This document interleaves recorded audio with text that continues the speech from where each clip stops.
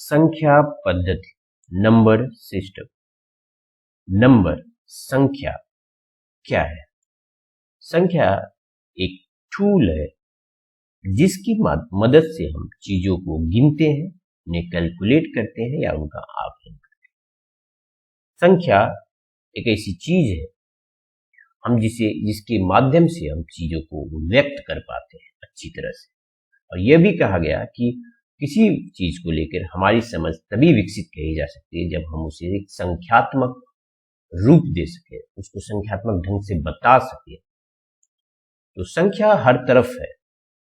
संख्या विज्ञान का आधार है। विज्ञान को समझने के लिए संख्या का महत्व बहुत अधिक है। या फिर कहें कि उस एथलीट के लिए जो सेकंड के 100वें हिस्से में उसकी जीत और हार का फैसला हो जाता है, तो वो 0.01 सेकंड में उसकी जीत और हार का फर्क होता है। तो 0.01 सेकंड उस ये संख्या उस एथलीट के लिए कितना मायने रखता है, अहमियत रखता है। जब संख्या को लेकर एथलीट की बात आई, फिर समय की बात आई, तो समय को लेकर भी संख्या की एक कनेक्शन है। बेबीलोनियन में जिसे आज हम समय को संख्यात्मक रूप देते हैं, और ये समझ तो बेबीलोनिया में बताया गया कि 1 मिनट में 60 सेकंड और 1 घंटे में 60 मिनट होते हैं। बेबीलोनिया ने हमें बताया था, दुनिया को बताया था, और फिर इससे श्रृंखला आगे बढ़ी। क्या आपने कभी ये सोचा है ये अंक आए कहां से? ये संख्याएं लिखी कैसे गई, कब लिखी गई? जैसे हम चीजों को तो गिनना बहुत पहले से हम जानते थे, लेकिन लगभग कहें कि कुछ हजार साल पहले की बात, हम संख्याओं को लिखे, हमने लिखना सीखा संख्याओं को, अंकों के लिए हमने अंक जाने, अंकों के बारे में। जैसे कहा जाता था कि मिस्र, यूनान और बेबीलोनिया में कहा जाता था कि संख्याओं को सबसे पहले अंकित किया गया, अंकों के माध्यम से संख्याओं को सबसे पहले अंकित किया गया था मिट्टी में या भोजपत्र, तो वहां पे हमने लिखे। या फिर चीन में इसका इस्तेमाल हुआ, फिर आगे चल जाकर चीजों को कैलकुलेट करने के लिए। चीन ने क्या है कि थोड़ा सा वो एडवांस, उन्होंने चीजों को कॉलम में रखते हुए कैलकुलेट किया, तो इसके नाते वो बड़ी से बड़ी संख्याओं में चीजों को गिन पाते थे, कैलकुलेट कर पाते थे। तो जब तक ये अंक नहीं थे संख्या, तब तक हम चीजों को संकेत के माध्यम से, जैसे कि हम 4 अमरूद को मेरे पास है, तो किसी को बताना होता था तो हम एक 4 लाइन खींच के हो सकता था इस तरह से बताते। हमारे पास अंक का कोई सिंबल नहीं था। ये जो आप देख रहे हैं ना, 1 2 3 4 5 6 7 8 9, ये जो अंक बाद में है, और ये अंक फिर बेबीलोनिया में इसके प्रमाण मिलते हैं कि इस अंक का इस्तेमाल वो अंकित, उन्होंने भोजपत्रों पर या मिट्टियों पर अंकित किया था इस संख्याओं। लेकिन यहाँ पे एक संख्या मिसिंग थी, वो था 0। संख्याओं को, चीजों को इन्हीं संख्याओं के माध्यम से कैलकुलेट किया जाता था, और जिसके चलते बड़ी से बड़ी संख्याओं को लिखना आसान नहीं था उस वक्त तक, जब तक 0 का आविष्कार नहीं हुआ था। तो फिर आगे चलकर भारत ने 0 दिया। 7वीं शताब्दी में ब्रह्मगुप्त ने 0 के बारे में बताया कि 0 एक ऐसी संख्या है, मतलब 0 को 10 संख्याओं में स्थान मिला। 0 1 2 3 4 5 6 7 8 9, ये 10 संख्याएं आई, और इन 10 संख्याओं का आधार हमारी ये 10 उंगलियां हैं। हम चीजों को पहले उंगलियों के माध्यम से ही गिनते थे, फिर इन्हें एक संख्या दी गई, अंक दिया गया, एक सिंबल दिया गया, और सिंबल के माध्यम से फिर संख्याओं को कैसे लिखा जाए वो देखा गया। तो जब 0 आया, तो जो ब्रह्मगुप्त ने बताया कि भैया 0 से हम किसी चीज से गुणा करें या किसी संख्या से गुणा करें तो 0 आएगा, या किसी संख्या में जोड़े तो वही संख्या आएगी। जैसे 0 से 1 में जोड़ेंगे, 0 को 1 में जोड़ेंगे तो 1 आएगा, 1 में से 0 घटाएंगे तो 1 प्राप्त होगा। लेकिन यहाँ पे एक चीज फंसी हुई थी कि अगर किसी संख्या में 0 से भाग देंगे तो क्या प्राप्त होगा।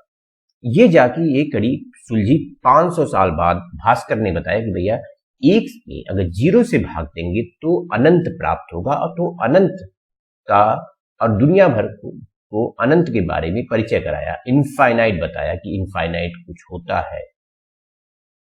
और इन्हीं 10 अंकों की मदद से संख्याओं को लिखा जाने लगा और इसी संख्या पद्धति, और इसे हम कहते हैं दार्शनिक संख्या पद्धति, डेसिमल प्लेस वैल्यू। दार्शनिक संख्या पद्धति, डेसिमल सिस्टम, इसे आप बेस 10 सिस्टम भी कहते हैं, बेस 10। और इन्हीं 10 अंकों की मदद से हमने संख्याओं को, बड़ी से बड़ी संख्याओं को लिखना सीखा। और आज दुनिया भर में इसी संख्या पद्धति, दार्शनिक संख्या पद्धति का ही इस्तेमाल होता है चीजों को गिनने में, संख्याओं को लिखने में या फिर बताने में। और ये तो हुई जो संख्याएं हैं, जो 1, 2, 3, 5, 6, 7, 8, 9, 10, 11, 12, ये प्राकृतिक संख्या है, काउंटेबल नंबर है, जिससे हम चीजों को गिन सकते थे। ये प्राकृतिक संख्याएं। लेकिन अभी कुछ ऐसी संख्याएं का आना बाकी था। तो फिर भारतीय गणितज्ञ माधव ने बताया कि इन संख्याओं के अलावा एक और संख्या है, और वो बताया कि ऋणात्मक संख्या है। और भारत में इस शब्द का इस्तेमाल, ऋण शब्द का इस्तेमाल पहले से हो रहा था। ऋण मतलब कर्ज। तो फिर उन्होंने बताया कि जैसे कि 3 से, अगर 3 में से 4 घटाएंगे तो ऋण कोई संख्या प्राप्त होगी, जो कि ऋण 1 है। तो फिर यहां से ऋणात्मक संख्याओं की उत्पत्ति हुई। और यह भी बताया कि किन्हीं 2 संख्याओं के बीच, जैसे कि 0 से 1 के बीच अनंत संख्या है। तो संख्याएं प्राकृतिक संख्याओं के अलावा और भी संख्याएं हैं, जो आगे चल के हम पढ़ेंगे। और इस चैप्टर में इन्हीं संख्याओं के बारे में जानेंगे। प्राकृतिक संख्या 1, 2, 3, 4, 5, 6, 7, 8, 9, 10, 11, 12। अब और भी जो संख्या, ऋणात्मक संख्या, होल नंबर या फिर पूर्ण संख्या, ये क्या है, इसके बारे में इसी अध्याय में आगे पढ़ेंगे। अब देखते रहिए। तो संख्याओं को समझने के लिए हम एक लेते हैं संख्या रेखा। संख्या रेखा के मध्य बिंदु को 0 से रखते हैं और 0 के बाईं तरफ ऋणात्मक संख्या और दाईं तरफ धनात्मक संख्या। मान लीजिए आप संख्या रेखा पर चल रहे हैं और आपने एक थैला लिया हुआ और आप 1 से चलते हैं और 1, 2, 3 इस तरह से संख्याओं को लेते हुए, इकट्ठा करते हुए आप थैले में रख लेते हैं। तो आप देखते हैं जो संख्याएं आपके थैले में है वो प्राकृतिक संख्या है। क्या है? प्राकृतिक संख्या, नेचुरल नंबर, प्राकृतिक संख्याएं।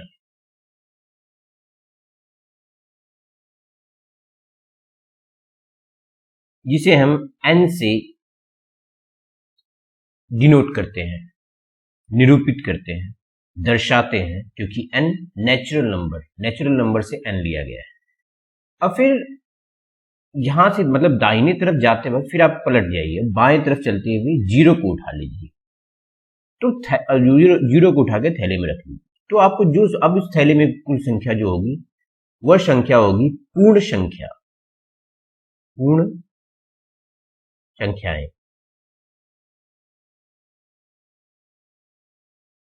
इसे हम कहते हैं होल नंबर्स। होल नंबर्स को डिनोट करते हैं W से, क्योंकि और ये W होल नंबर से लिया गया है इसमें। और फिर क्या करते हैं कि हम 0 के बाईं तरफ चलने लगते हैं और जितनी भी ऋणात्मक संख्या उनको उठा के थैले में।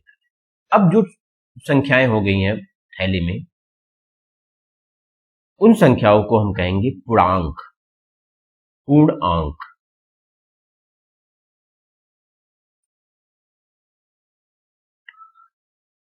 और इन सभी संख्याओं के संग्रह को जो कहेंगे पूर्णांकों का संग्रह। और पूर्णांकों का हम कहते हैं इंटीजर्स, और इसे जेड से प्रकट करते हैं।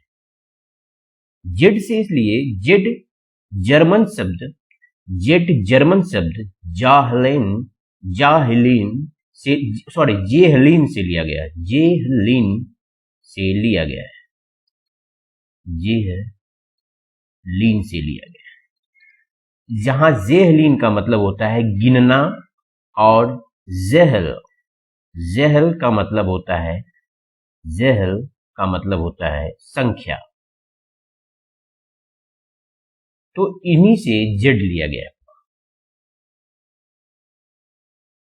तो प्राकृतिक संख्या हुई प्राकृतिक संख्या हुई 1 2 3 4 5 6 नेचुरल नंबर सो ऑन।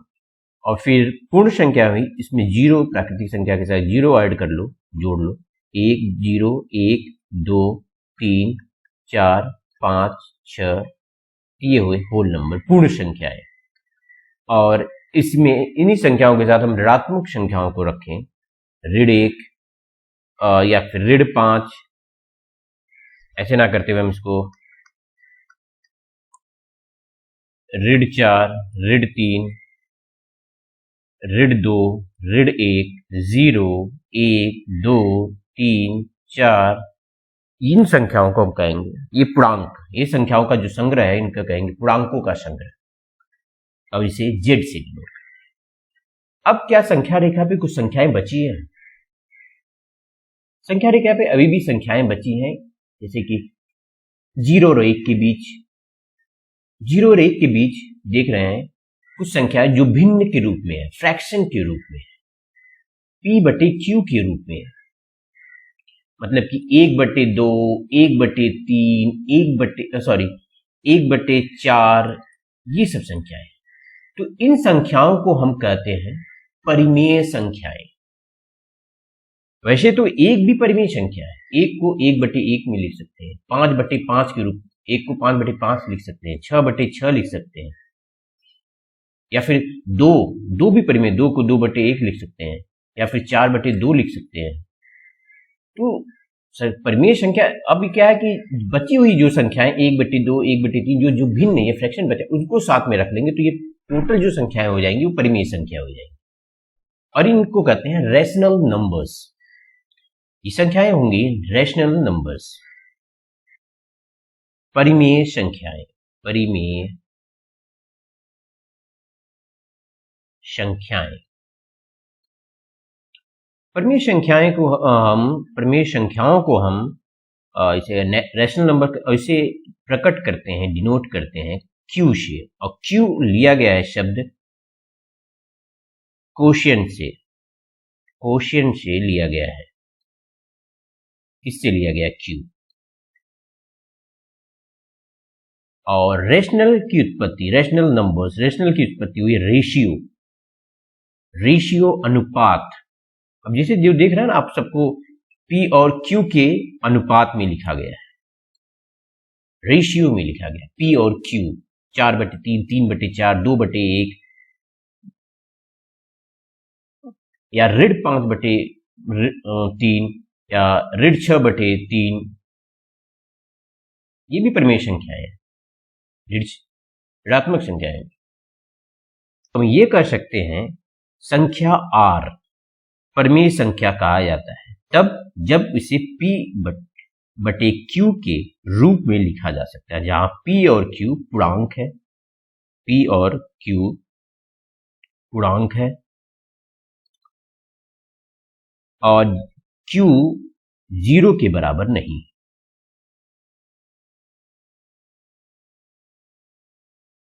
कोई नंबर परिमेय संख्या तभी होगा जब उसे P और बटे Q के अनुपात में लिखा जा सकता है, जहां P और Q पूर्णांक है और Q 0 के बराबर नहीं है, वह परिमेय संख्या होगी। तो संख्या रेखा पर जितनी भी संख्याएं हैं दिख रही है, यानी संख्याओं के बीच जो संख्याएं हैं, 1 2 के बीच जो भी संख्याएं या 0 1 के बीच, ये सभी संख्याएं परिमेय संख्या है, रैशनल। इन सभी को P/Q के रूप में लिखा जा सकता है, रेशियो के रूप में लिखा जा सकता है। रेशियो मतलब अनुपात, P/Q अनुपात को दर्शाया। परिमेय संख्याओं को लेकर एक और बात मैं कहना चाहूंगा कि परिमेय संख्याओं निरूपण यूनिक नहीं होता। जैसे 1 को मैं 1 कहता हूं, 2 को मैं 2 कहता हूं, 3 को मैं 3, इस तरह से निरूपित करता हूं। लेकिन परिमेय संख्याओं के लिए निरूपण एक यूनिक नहीं होता, एक निश्चित कोई एक निरूपण नहीं होता। जैसे कि हम बात करें 2 को लिखने की, ये परिमेय संख्या है, 2 को हम 2/1 लिख सकते हैं, 4/2 भी लिख सकते हैं, 6/3 के रूप में। ये सब जो है ये तुल्य तो ये सब जो है अब जैसे 2 को 2/1 4/2, तो 4/2 6/3 ये सब जो है ये तुल्य परिमेय संख्याएं हैं 2/1 की, या भिन्न है। भिन्न, फ्रैक्शन। जीरो भी एक परिमेय संख्या है, क्योंकि जीरो को भी हम पी बटे क्यूब में लिख सकते हैं। 0/1, 0/3, 0/4 और पी और क्यू, क्योंकि जीरो भी पूर्ण संख्या, पी और क्यू क्या पूर्णांक होना जरूरी है, ये भी पूर्णांक जीरो है, पी 0 है, क्यू 4 है, तो ये पूर्णांक है, तो पी अपॉन क्यू के रूप में जीरो को लिखा जा सकता है, तो जीरो भी परिमेय संख्या है। तो तुम जैसे कि जानते हैं कि किन्हीं दो संख्याओं के बीच अनंत संख्याएं, तो इस संख्या रेखा पर हम जितनी भी संख्या रेखा लिखेंगे वो कम है, सॉरी जितनी भी संख्याएं लिखेंगे वो कम, उन सभी संख्याओं के बीच अनंत संख्याएं। अब संख्या रेखा पर स्थित इन संख्याओं को हमने इस 4 कैटेगरी में रखा: प्राकृतिक संख्याएं, पूर्ण संख्याएं, पूर्णांक, परिमेय संख्या। पूर्ण संख्याओं में प्राकृतिक संख्याएं हैं और जीरो अगर साथ में जोड़ दें तो होल नंबर पूर्ण संख्याएं हो जाएंगी। जीरो और ये प्राकृतिक संख्या। पूर्णांक में ऋणात्मक संख्याएं हैं, पूर्ण संख्याएं हैं या फिर प्राकृतिक संख्याएं, और परिमेय संख्याएं सभी संख्याएं हैं इसमें। जैसे कि अगर आप समुच्चय रखें तो जो ये जो बड़ा वाला गोला होगा, जो बड़ा वाला गोला, ये इसके अंदर छोटे छोटे इस तरह से गोले होंगे, तो ये बड़ा वाला जो गोला होगा, ये बाहर वाला, ये परिमेय संख्या वाला गोला होगा, इसमें सभी संख्याएं हैं, परिमेय संख्या, रैशनल नंबर।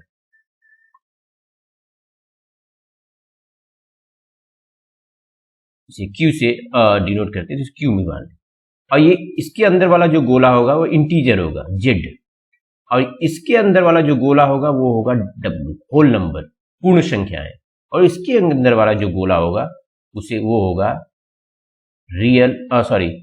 प्राकृत संख्याएं, नेचुरल नंबर, एन।